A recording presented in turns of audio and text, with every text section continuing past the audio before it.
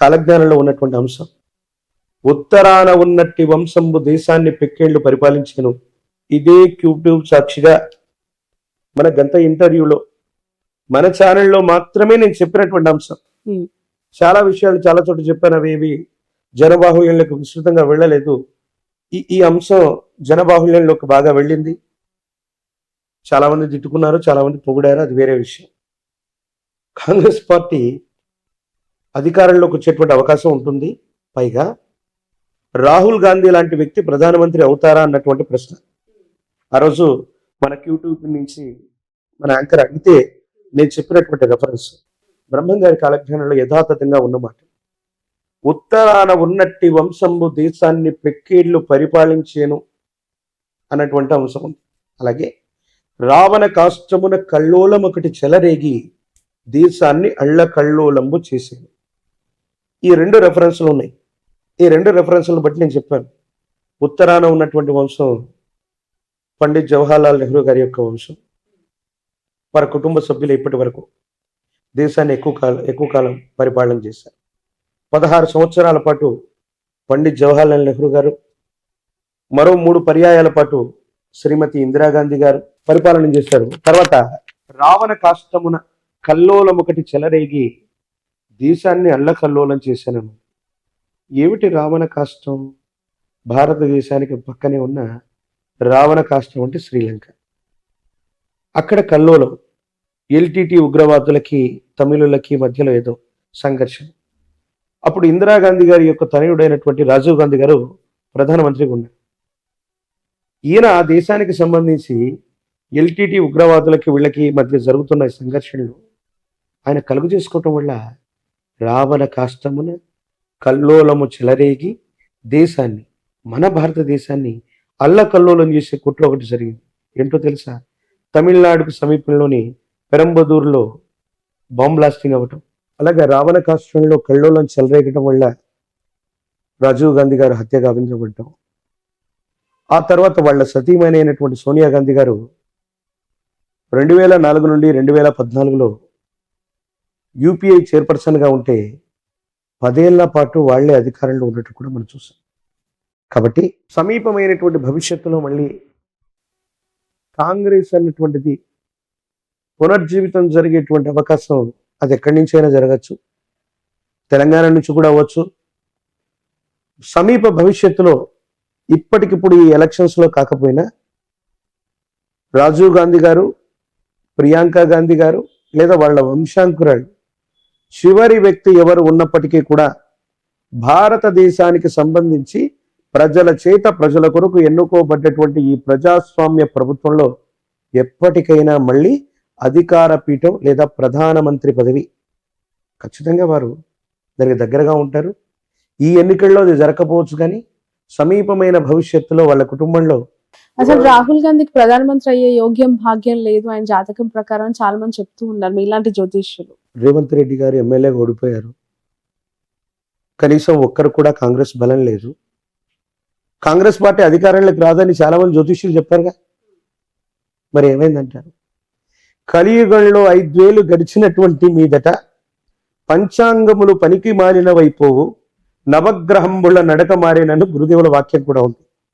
Okay, so మీరు measure చేసే measurements కి అతీతవంతమైనటువంటి స్థితిగతుల్లో కలియుగంలో 5 ఏళ్లు గడిచినటువంటి మీదట ఇప్పుడు 5124 సంవత్సరాలు పురస్కరణ చేసుకున్నాం మనం. 5000 సంవత్సరాల నుంచి అంటే 100 ఏళ్ల నుంచే ఇలాంటి ఆటపోట్లు స్టార్ట్ అయ్యాయి. ఇంకా మనం అనుకున్నటువంటి గ్రహగతులు 30 నెలల్లోనే మందగమనుడైనటువంటి శని ఇక్కడి నుంచి ఇక్కడికి వెళ్తాడంటే 3 రోజుల్లో కూడా ఆయన ట్రావెల్ చేయొచ్చు. ప్రపంచంలో వింతలు విచిత్రాలు ఇంకా జరగబోతున్నాయి. కాబట్టి బ్రహ్మం గారి యొక్క కాలజ్ఞాన ప్రకారంగా సోనియా గాంధీ గారి యొక్క నేతృత్వంలో ఉన్నటువంటి వాళ్ళ కుటుంబ సభ్యులు, ప్రియాంక గాంధీ లేదా రాహుల్ గాంధీ, వీళ్ళ ఇరువురు లేదా వీరి కుటుంబ సభ్యులు చివరి వంశాంకురం ఉన్నంత వరకు భారతదేశానికి సంబంధించిన ప్రధానమంత్రి లేదా ఆ అధ్యక్ష పీఠానికి దగ్గరగానే వీరు ఉంటారు. ఇది సమీప భవిష్యత్తులో జరిగి తీరుతుంది. అందులో భాగంగానే ఇక్కడ కాంగ్రెస్ పార్టీ అన్నటువంటిది అందరూ అనుకుంటారు ఇంకా అయిపోయింది, కాంగ్రెస్ ఏమీ లేదు, దాన్ని ఎవరు ఏమీ చేయలేరు. బ్రహ్మం గారి యొక్క కాలజ్ఞానం బికాజ్ నేను సనాతనమైన ధార్మికవాదిగా బీజేపీని నేను ఇష్టపడతాను. నేను కాంగ్రెస్ను పొగడట్లేదు. ఉన్నటువంటి వాస్తవికమైనటువంటి పరిస్థితులు అట్లాంటివి. కమింగ్ టు ఆంధ్రప్రదేశ్, జగన్మోహన్ రెడ్డి గారి యొక్క పేరు జగన్. గా నా అక్షరాలని సంయుక్త అక్షరాలు అంటారు. వారి పేరులో కూడా 2 అక్షరాలే ఉన్నాయి. అంటే జా తీసి ఓన్లీ గన్ అని పెట్టాలా జగన్ గారికి? జగన్ అంటే గా అన్నటువంటిది సంయుక్తము, అంటే ఒక అక్షరంతో మరో సగం అక్షరం కలిసిపోతే దాన్ని సంయుక్తాక్షరం అంటారు తెలుగులో. సో జగన్మోహన్ రెడ్డి గారి యొక్క పేరులో కూడా ఒక రకంగా ఆ విధంగా తీసుకుంటే అవి 2 అక్షరాల కిందే లెక్క. రాబోయేటువంటి శాసనసభ ఎన్నికల్లో ఆంధ్రప్రదేశ్కు సంబంధించినటువంటి ఎలక్షన్స్లో వై నాట్ 175 అని జగన్మోహన్ రెడ్డి గారు ముందుకెళ్తూ ఉండొచ్చు దాకా. కానీ మనం శోభకృతనామ సంవత్సరంలో ఉన్నాం. శోభకృతనామ సంవత్సరే సర్వసస్యాభివృద్ధయః నృపానాంచ మన్యోన్యం ప్రజానాంచ పరస్పరం. ప్రజల చేత ప్రజల కొరకు ఎన్నుకోబడ్డటువంటి ప్రజా సంబంధమైన ప్రభుత్వాలు మాత్రమే ఈ శోభకృతు అనేటువంటి పేరు కలిగినటువంటి సంవత్సరాల్లో వస్తాయని శాస్త్రం. ఇక్కడ అదే జరిగింది. జగన్మోహన్ రెడ్డి గారు 175 స్థానాలు 151 ప్లస్ వాళ్ళు అనుకుంటున్నారు. తీవ్రమైనటువంటి ప్రజా వ్యతిరేక సంబంధమైన స్థితిగతుల వల్ల మళ్ళీ అధికారంలోకి రావటం అన్నటువంటి విషయం మీద వాళ్ళు దృష్టి పెట్టాలి. ఏ ప్రభుత్వం కూడా, అంటే అది టీడీపీతో కూడినటువంటి ప్రభుత్వం కానీ వైసీపీతో కూడినటువంటి ప్రభుత్వం కానీ వెంటనే సులభమైనటువంటి మెజారిటీతో ఆంధ్రప్రదేశ్లో వచ్చేటువంటి అవకాశం లేదు. But first priority is Jaganmohan Reddy గారికి సంబంధించిన ఆరుద్ర నక్షత్రం, కాలజ్ఞానానికి సంబంధించినటువంటి స్థితిగతులు, దేశ కాలమాన పరిస్థితులను బట్టి చూస్తే ఆ ప్రభుత్వం బోటాబోటీ మెజారిటీ, అంటే కనీస మెజారిటీతో కంటిన్యూ అవ్వటానికి కొన్ని ప్రత్యేకమైన ఎక్కువ అవకాశాలు ఉన్నాయి. విపక్షాలుగా చెప్పుకోబడుతున్నటువంటివి జనసేనతో కూడినటువంటివి. ఆయనది శ్రవణ నక్షత్రం. పవన్ కళ్యాణ్ గారు సమీపమైన భవిష్యత్తులో తప్పకుండా అమాత్యుడు, మంత్రి, అది ముఖ్యమంత్రి అవ్వండి, కేంద్ర మంత్రి అవ్వనివ్వండి, అమాత్యుడు అన్నటువంటి స్థానానికి దగ్గరగా ఆయన జాతకం ఉండబోతుంది.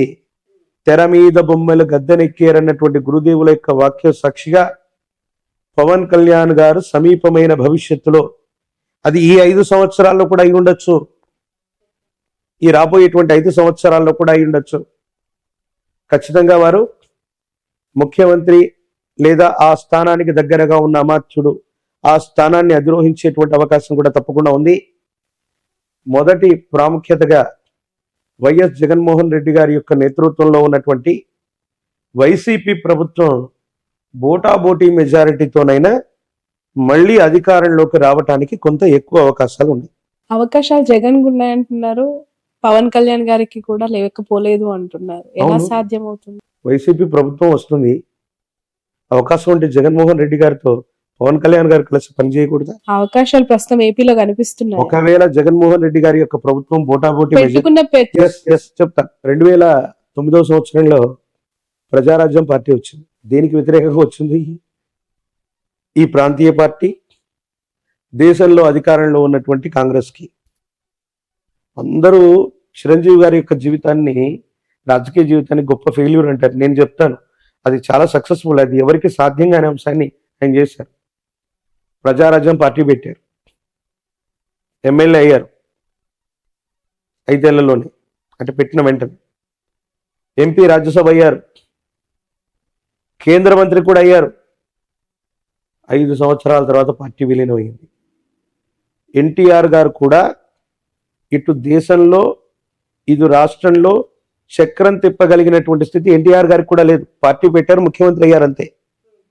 కానీ చిరంజీవి గారు పార్టీ పెట్టినటువంటి నేపథ్యంలో జగన్మోహన్ రెడ్డి గారు బయటికి వెళ్ళిపోవడం వల్ల కాంగ్రెస్ ప్రభుత్వం మైనారిటీలో పడితే కిరణ్ కుమార్ రెడ్డి గారు ముఖ్యమంత్రిగా ఉండడానికి కారణం చిరంజీవి గారు అయ్యారు. అటు దేశంలో ఉన్నటువంటి యూపీఐ కూటమిలో కూడా మిత్రస్వామ్యంగా వాళ్ళు ఉన్నారు. అటు దేశంలో రాష్ట్రంలో 2 గవర్నమెంట్లో పనిచేసి 5 సంవత్సరాల తర్వాత వాళ్ళు విలీనమైపోయారు కాంగ్రెస్లో. జనసేన పార్టీ అవసరం కూడా రేపు పొద్దున్న తెలుగుదేశానికే కాదు, వైసీపీ అవ్వచ్చు, వైసీపీ బోటాబోటీ మెజారిటీతో ఏదైనా ప్రభుత్వాన్ని ఫామ్ చేసి సమీపమైన భవిష్యత్తులో ఏవైనా ఇబ్బందులు ఉన్నప్పుడు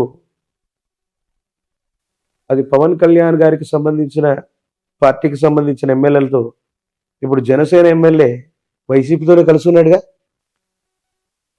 151 మంది ఎమ్మెల్యేలు వైసీపీ వాళ్ళు అవుతే ఆ ప్లస్ 1, 2, 3, 4, 5లో మొట్టమొదటి జనసేన ఎమ్మెల్యే కూడా వీరితోనే కలుస్తున్నారు. శాశ్వతమైన శత్రువులు మిత్రులు రాజకీయాల్లో లేరంటూ ఉంటారు.